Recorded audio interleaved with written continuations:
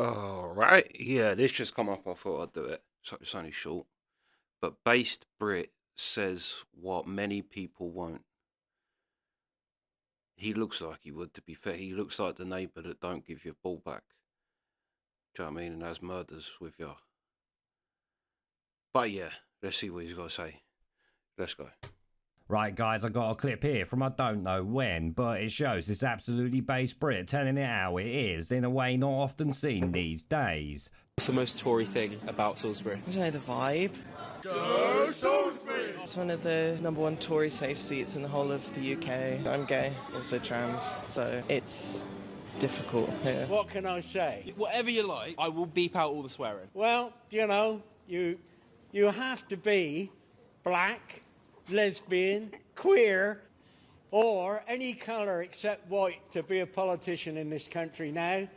And it's better still if you're as thick as shit like Diane Abbott, or that sort of stuff, run by absolute idiots. You bugger.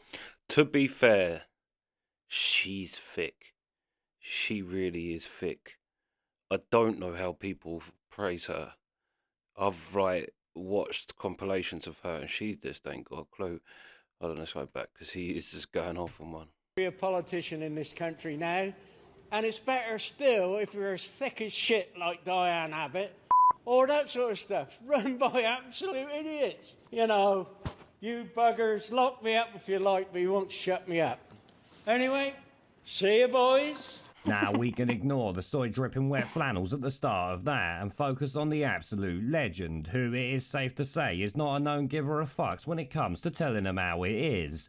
I mean, let's be honest, most of the country would agree with every word he says, would they not? Which also means Rishi the Rat will be calling him a far-right Nazi before too long. Far-right. In fact, I bet this bloke is now considered a possible terrorist above the latest imports the parasites that be just very... Do you know something crazy about this country, yeah? Russia, in the year 2018, there was 800 people arrested in Russia for things they had said on social media. Right? 800 in Russia. Guess how many people in 2018 were in prison for something that they said on social media in this country? 3,300. And no one knows it. No one talks about that. That's disgusting. For something you said. When, as I saw an ex-policeman say about group people like elite paedophile rings and and why they don't get prosecuted properly.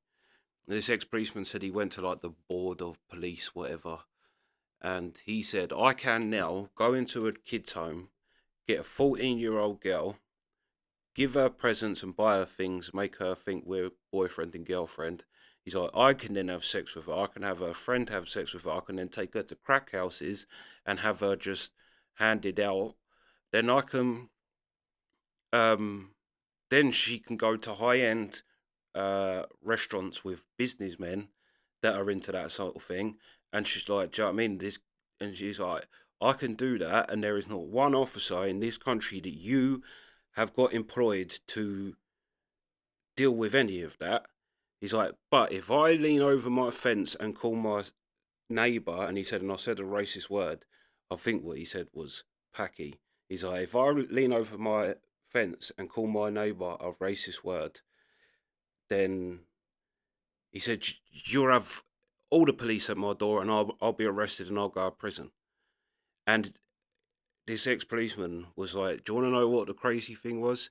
He says, when I talked about going to a child home, getting a girl, having her sleep with me, then my friend, then have her pass around at crack houses where men pay in, then take her to high-end restaurants where businessmen can do the same thing. He's like, not once did these high-up police officers bat an eye at any of that. He said, but when I said that racist word, he said they all went... He said, but they didn't bat an eye at the child abuse, right? Yeah. And it is, and to be honest, right, England is ripe for fascism. And I knew it was going to happen. I knew it was going to happen. For too long has like white people been hated, and the trouble is this ain't America. We are still like 90. You've basically lost 96% of your country. Well, I'm actually not, because yeah, maybe less now, maybe like 90, probably 90%. And you'll kind of put everything against the white working class. And it's like literally when Hitler rose to power in Germany, he didn't just turn up one day and go, right, everybody hate Jews. And they went, yeah, actually, let's hate Jews. Because he said, the German people already felt like the Jewish people was having preferential treatment in their society over them. So there was already an underlying animosity towards them because they thought, now, for the last however long, you've had that with white people in this country. And I know like 90s black comedians love to talk about how you can borrow money off of your white friend. He won't even ask for it back. He ain't even got the balls to ask for it back. I know, like, yeah, you had a lot of 90s comedy like that, but there is a fire, there's a monster inside white people that you really don't want to provoke, and it is being provoked. Like this guy said, a lot of people in this country feel this way. You're having it in Ireland, you're having it everywhere. Everywhere. And do you know what I mean? You can only push like, there's a balance to life. And if you push too far one way, it's going to come back. This country, right? Because you know what? Yeah, I'm starting to see British YouTube channels talking about and posting things from people that England has never respected. People like Enoch Powell, people like Oswald Mosley. England's never respected them. They've always been the kind of, we've always seen them as a kind of fascist pieces of shit, basically. Now, I'm starting to see a lot of English people putting up quotes of things that they said back then and saying they were right. I'm starting to see it turn that way. And that's what I mean, like, also the working class white English is a very different animal to what, when it gets provoked, do you know what I mean? Well, you even saw Andrew Tate saying that in England everyone just loves to fight. Everybody loves to fight. He's like, you have a punch up with some matey, all of a sudden you'll have his bird punching her in the head. He's like, why? Because she's English and she wants to fight as well. My dad's, well, my mate's dad is Irish,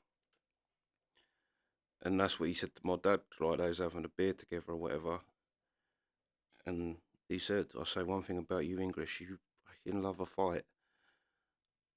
You don't love a scrap. I'll give you that." And that's what I mean. Like that beast has kind of been very placid. You've even had it with like, do you know what? Someone like Tommy Robinson, who 10, 15 years ago was not respected by white English people, is now the sort of person that is going to get elected because people are sick of it. People are sick of um, the favoritism, basically. And I think what as well people are sick of is the fact that we still get the finger pointed at us. Do you know